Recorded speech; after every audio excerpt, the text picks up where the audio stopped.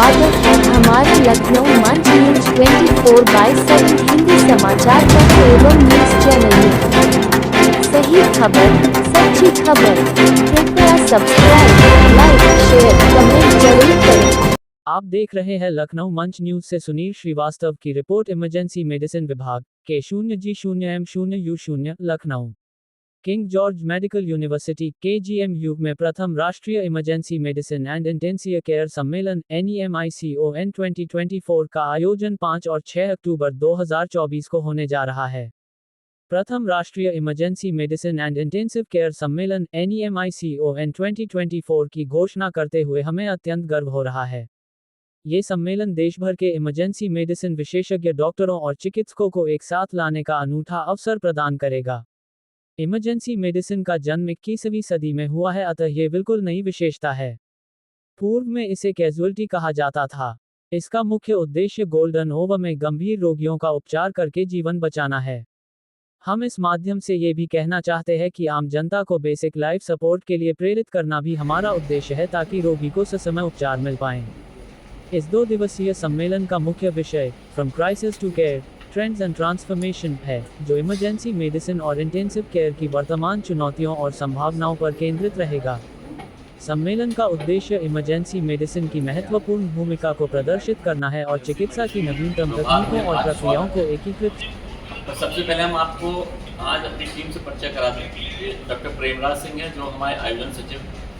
हम डॉक्टर हैदर अब्बास, विभाग अध्यक्ष इमरजेंसी मेडिसिन विभाग, और डॉक्टर एहसान सिद्दीकी, ये भी आयोजन सचिव हैं।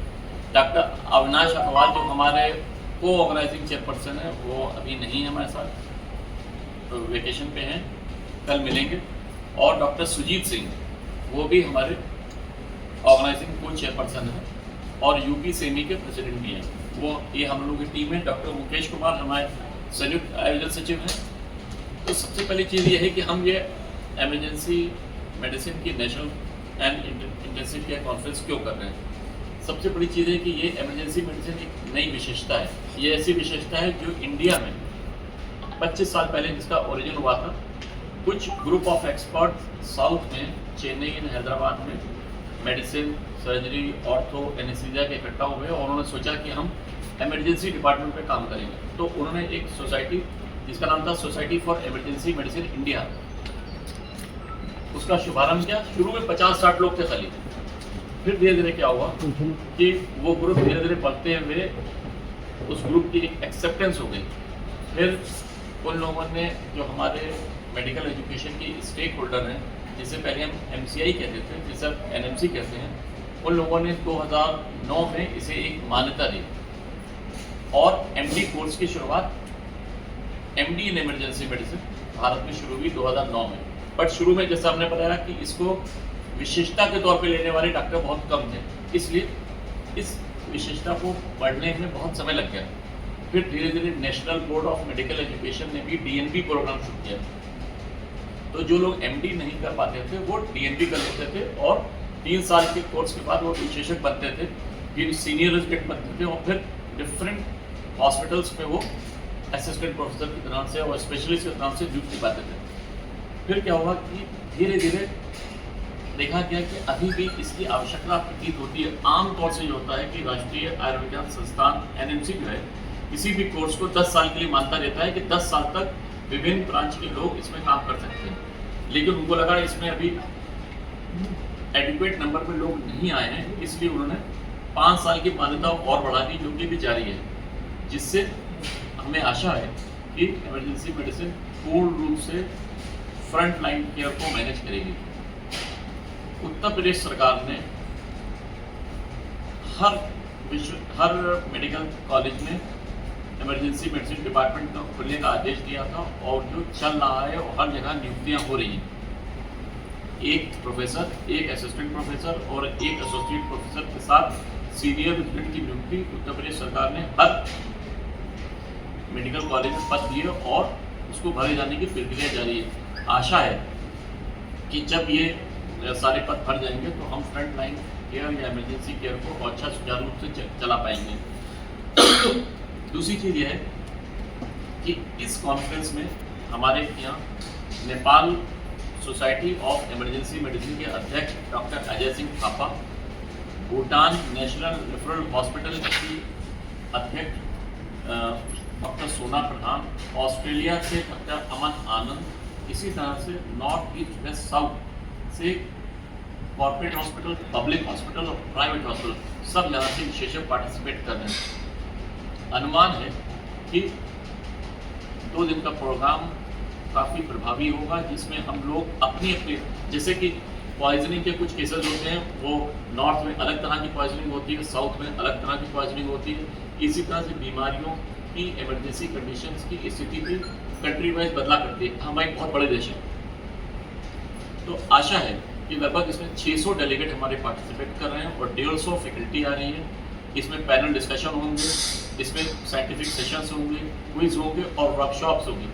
इमरजेंसी वैस्कुलर एक्सेस यानी इमरजेंसी में नस ढूंढने में बहुत दिक्कत होती है। जैसे किसी पेशेंट को हाइपरटेंशन है तो नस नहीं मिलती है, शॉक में नस नहीं मिलती है, स्ट्रोक है, कोई भी इमरजेंसी कंडीशन हो नस नहीं मिलती है। उसके लिए हम लोगों ने इमरजेंसी वैस्कुलर एक्सेस पे कोर्स कर रहे हैं, एयरवे मैनेजमेंट पे कोर्स कर रहे हैं, अल्ट्रासाउंड के थ्रू मरीज को रिससिटेशन में कैसे मदद मिल सकती है उसके लिए भी एक कार्यशाला का आयोजन किया जा रहा है। इसी तरह से इलेक्ट्रोकार्डियोग्राफी ECG उसकी कार्यशाला का आयोजन किया जा रहा है। ABG जिससे हमको निर्णय लेने में इमरजेंसी में काफ़ी आसानी होती है, उस पर भी इस तरह से 7 कार्यशालाओं का आयोजन किया जा रहा है।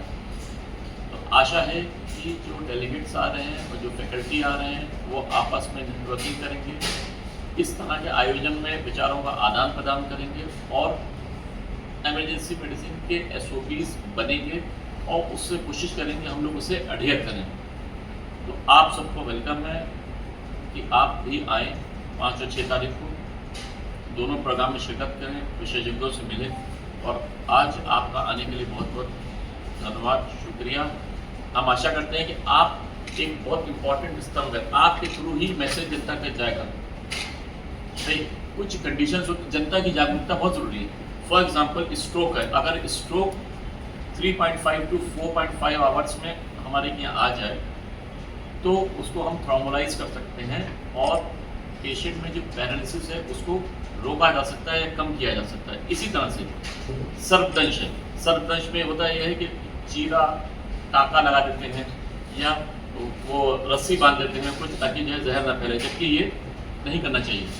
तो आपके थ्रू ये मैसेज जाएगा कि भाई क्या चीज़ें करनी है, क्या चीज़ें नहीं करनी है। जनता से हम आपके थ्रू अपेक्षा करते हैं कि जनता को BLS की ट्रेनिंग सबके लिए मैंडेटरी होनी चाहिए, ताकि गोल्डन आवर में मरीज़ की जान बचाई जा सके और मरीज़ को सुरक्षित अस्पताल पहुँचाया जाए। तो emergency medicine is a time critical discipline. अगर टाइम से इलाज ना मिला तो फिर परिणाम भयंकर हो सकते हैं, मरीज़ की जान भी जा सकती है। और इसमें जनता का रोल भी बहुत इंपॉर्टेंट है। जैसे हम लोग कहते हैं कम्युनिटी ट्रैकिंग, यानी कि अगर जैसे लखनऊ में तो होता है कि किसी को हार्ट अटैक होता है तो लारी पहुंचा देते हैं, बट स्ट्रोक में जब होता है तो उसको नहीं पता। एक तो पहली चीज़ है, आदमी मानने की कोशिश नहीं करता कि उसको स्ट्रोक हुआ है, वो हाथ चलाने की कोशिश करता है कि चल रहा है ठीक है, तो उसको 3.5 to 4.5 आवर्स में उसे अस्पताल पहुँचाना चाहिए, ताकि थ्रोम्बोलिसिस से उसका विकार को कम किया जा सके। इसी तरह से सर्पदंश में, इसी तरह से पॉइजनिंग में अगर 1 घंटे के अंदर मरीज हमारे पास आ जाए तो हम उसकी पॉइजन का असर काफ़ी हद तक कम कर सकते हैं।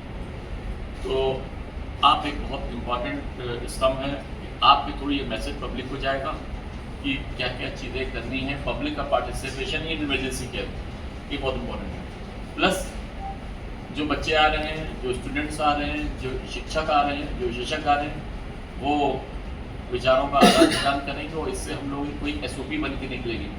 अभी तो हमने बताया जो विदेश से हमारे लोग आ रहे हैं, इसके साथ साथ हम आपको बताना चाहते हैं कि एम्स भोपाल के डायरेक्टर जो आप सब परिचित हैं डॉक्टर अजय सिंह, एम्स गुवाहाटी के डायरेक्टर डॉक्टर अशोक पुरानिक साहब और एम्स रायबरेली के डायरेक्टर डॉक्टर अरविंद राजवंशी भी पधार रहे हैं।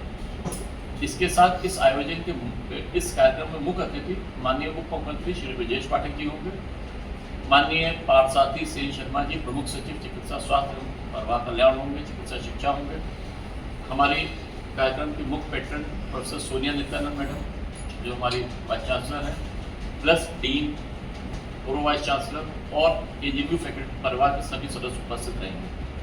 Thank you. अब डॉक्टर परिवार से अनुरोध करते हैं कि कुछ शब्द बोलें।